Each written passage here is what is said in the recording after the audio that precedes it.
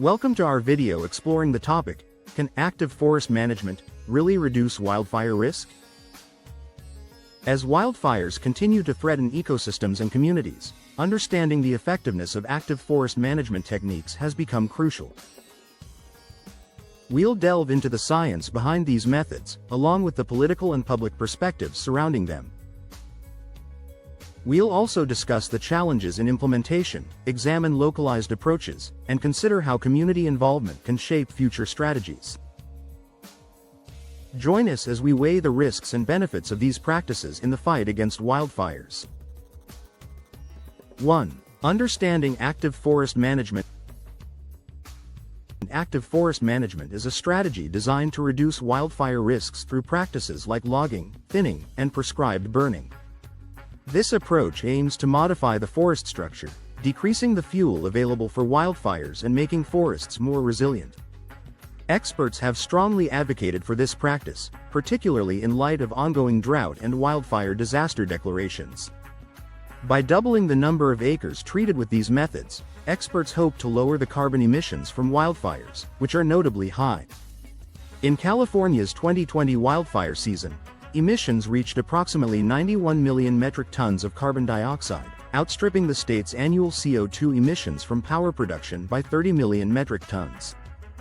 2. The science behind it. Researchers have debated the effectiveness of active forest management. Some studies suggest that thinning and prescribed burning can reduce the risk of severe wildfires by eliminating excess fuel, a practice that the Forest Service and the University of Washington endorse. This approach is seen as essential for mitigating the effects of a century of land management focused on fire suppression. However, not all scientists agree.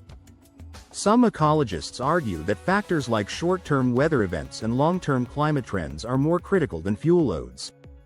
They point out that despite extensive management efforts, areas like California's Camp Fire and the Dixie Fire have still experienced devastating blazes. 3. Political and public perspective. Politicians support active forest management, often criticizing the legal challenges that delay thinning projects. They argue that these projects are necessary to prevent catastrophic wildfires. On the other hand, conservation groups claim that the push for forest management is a guise for subsidizing the timber industry, rather than a genuine effort to mitigate wildfire risks.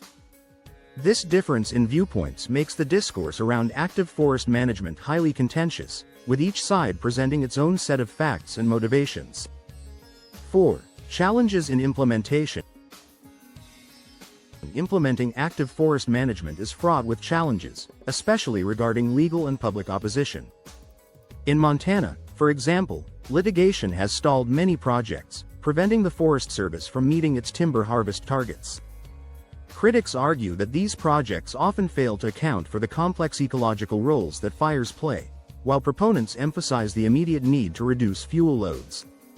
This tug-of-war has resulted in a landscape where only a small percentage of treated areas encounter wildfires, questioning the overall effectiveness of these management strategies.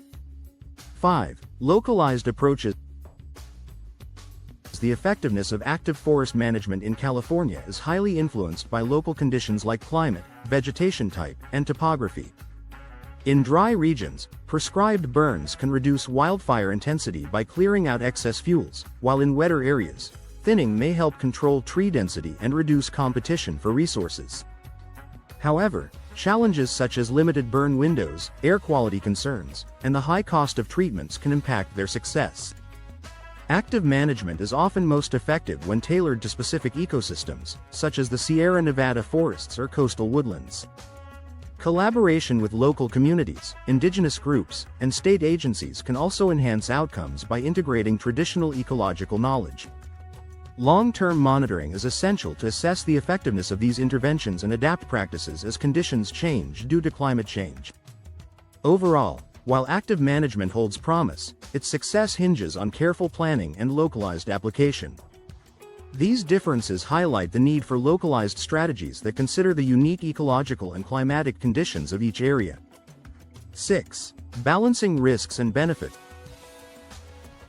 While active forest management offers potential benefits, it also comes with risks. thinning can increase the flammability of remaining fuels by exposing them to wind and sunlight. This is a concern raised by Werthner, who argues that such practices can inadvertently increase a fire's rate of spread.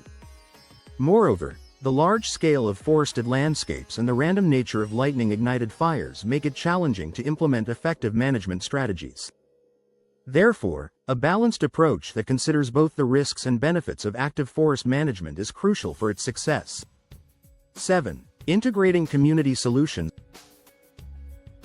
Mitigating wildfire impacts on communities is a common ground where scientists and policymakers agree.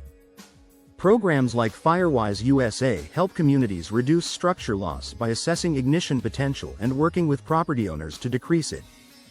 These efforts involve practical measures like removing flammable landscaping and installing fire-resistant materials. By focusing on community-level solutions, policymakers can address wildfire risks more effectively, ensuring that management strategies align with the needs of those most affected by wildfires. 8. Future direction. The future of active forest management may involve a combination of strategies, including prescribed burning and community-focused solutions. The infrastructure deal passed by the U.S. Senate allocates significant funding for wildfire risk reduction, including forest thinning and prescribed burning.